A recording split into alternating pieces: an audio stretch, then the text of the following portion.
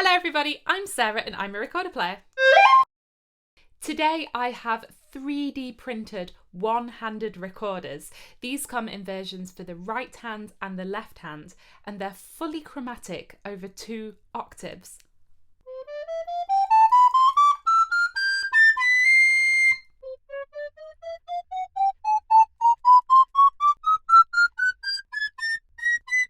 So cool! These were lent to me by the OHMI Trust, the One-Handed Musical Instrument Trust, which is based in the UK. I met up with the wonderful Rachel and Claire from the OHMI Trust, who showed me these recorders and explained all about what they do. Let's have a little play, shall we?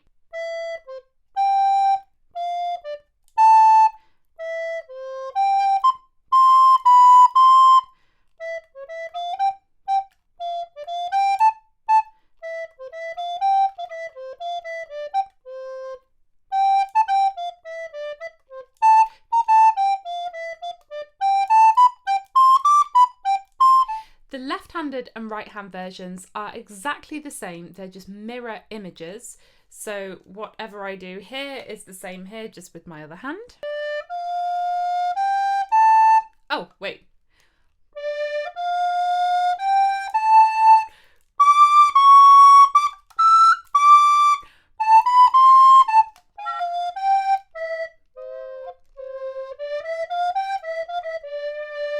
This was developed by Peter Worrell and it's a great design. Basically, the lower fingerings from C up to G are the same. And then you use the system of either keys, or you can roll your fingers over to these bars to get the higher notes.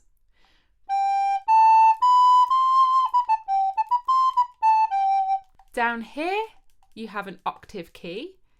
You can see that that opens the key at the back. The higher octave E to G is also the same as on a regular recorder with the octave key.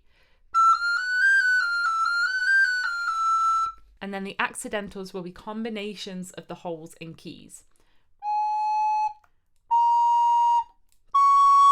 Now, viewers with a long memory may be thinking, Sarah, you've shown us one-handed recorders before, and that's right. Quite a few years ago, I did a review of the Dolmetsch one-handed recorders. These were also developed by Peter Worrell, and they're wooden with gold or silver plated keys.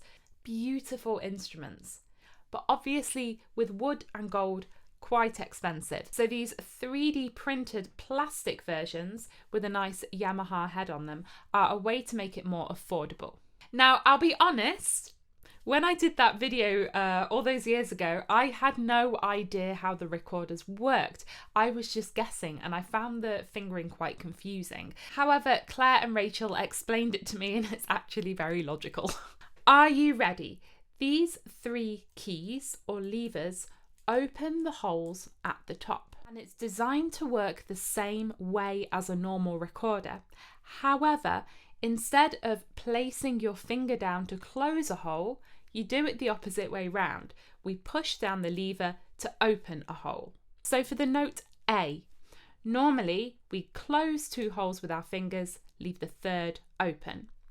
On the one-handed recorder, we're leaving the first 2 closed and we're opening the 3rd.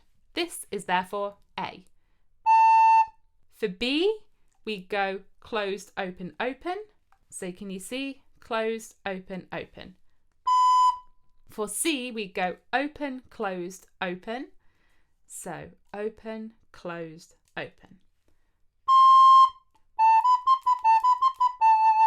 And of course, they provide you with a fingering chart. The only tricky part of the design seems to be the note D. Normally, we would just have it closed with our middle finger and the thumb hole open at the back. That's not an option here. So we either play a low D and octavate it, or you can open all 4 of the keys. It just makes it tricky to slur between the D and the E. because you've got to get on and off the keys. So I mentioned that this is the more affordable version. The wood and gold or silver plated recorders, for a soprano you're looking at around €860. Plastic version is currently $350, which is a significant difference, but the OHMI Trust rent out most of their instruments. You can rent one of these for, I think it's £50 per year, excluding a deposit and postage. So that just makes it so much more affordable. And yes, the one-handed recorders come in technically all sizes. They currently offer soprano, alto, tenor and bass. There is even a one-handed low whistle and high whistle if you're into folk music, but Peter can actually adapt any recorder. If you have a beloved voice flute and you want to have it adapted into a one-handed recorder with keys, then that can be done. The only thing is, we're not sure if smaller than a soprano would work. I have quite small hands anyway, and fitting my fingers between the holes in the keys, this is already on the limit. But never say never. The way the OHMI Trust works, they're a very small charity, is that musicians go to them and say, hey, can this be done? And they look for a solution together. You've heard me attempt to play a short tune. I want to point you to Benedict Meissner, who is actually grade 8 on the one-handed treble recorder. That basically means really, really good. Check it out.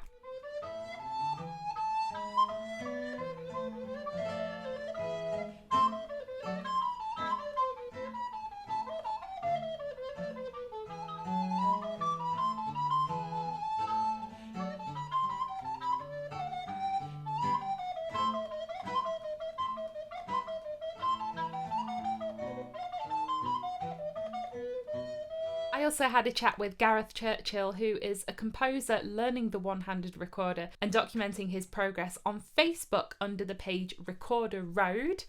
You can see lots of videos of him there. And also Matthew Wright, who you may remember as the scientist who helped me with my Wolf Notes video. He's also been learning the one-handed recorder.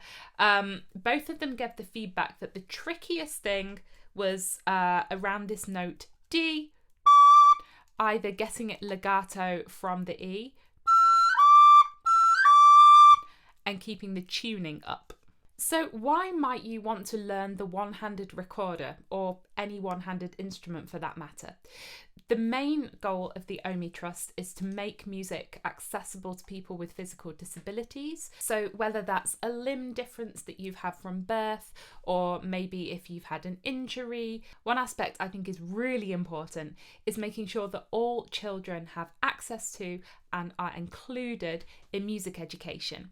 So if you are a recorder teacher, for example, if you teach whole class groups and you know that one of your children would benefit from this, then do inquire about renting one to make sure that child is included. It's really rubbish that your whole class goes and does something and you have to wait it out, or you're given something different to do.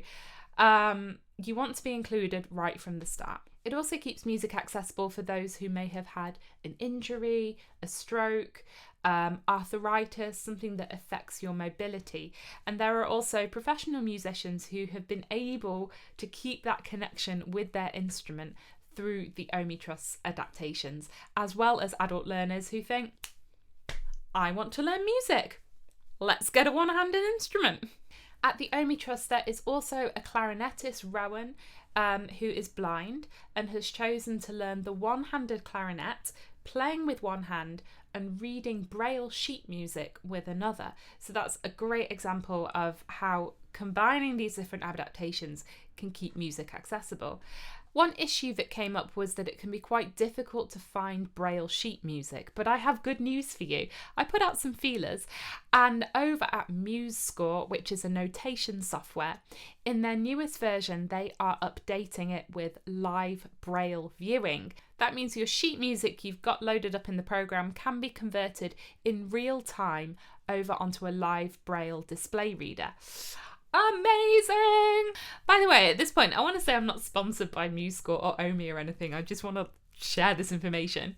And another way that I can use these one-handed recorders is playing two at once.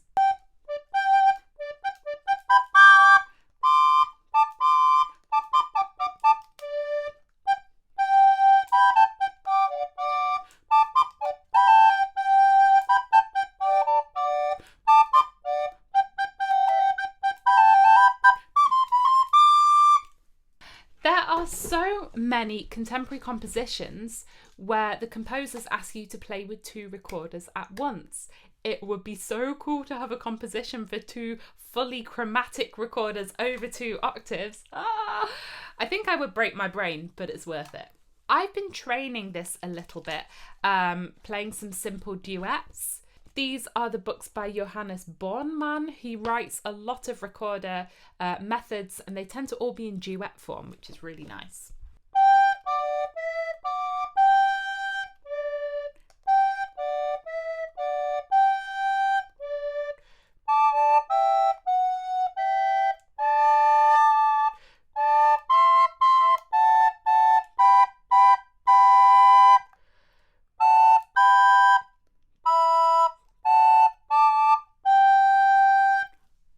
Maybe you're watching this video and thinking, that's really cool, but I don't play the recorder. Never fear, the OHMI Trust offers over 300 adapted instruments. Flutes, clarinets, saxophones, brass such as trombones, trumpets, horns, even strings, adaptations for violins, cellos, guitars. There are fully adapted one-handed instruments. There are also accessories such as stands for a trumpet so that you can play it with one hand, prosthetic bow holds for a violin, plectrum holders for a guitar, and anything they don't have, you can contact them and think along with them. They have a competition every 2 years inviting instrument builders to come up with something new for the one-handed musical instrument community, and there have been amazing developments there. One development was the slide recorder designed by Takehiro Otsubo. This is a recorder where you can slide with your hand. It can also be placed horizontally on the floor and played with your feet. And in that case, you would blow into the instrument with a tube like you would for a melodica. Now, the OHMI Trust is UK based, though they do give advice to anyone who wants to write to them. If you know of a similar organisation in another country, please comment that below and get in contact with them, because we want to build this global community. And a couple more things for my UK-based recorder players. If the cost of renting these instruments is still prohibitive for you, you can always apply for funding at the Walter Bergman Fund. This is a fund for UK-based recorder players under the age of 30. I'll put that down there. And you should also check out National Orchestras for All. This is a fully inclusive orchestra for people between the age of 11 to 19. There is no audition, there is no fee. So if you want to make music, they want to have you. So this was my introduction to the 3D printed, one-handed, fully chromatic recorders. If you have experience with these, please leave it below and I'll leave all the links in the description. As always, you can subscribe to my channel by clicking on my face down here in the corner. If you'd like to support Team Recorder, here's my Patreon, and here's a couple more videos. Thanks for watching and have a great day. Bye!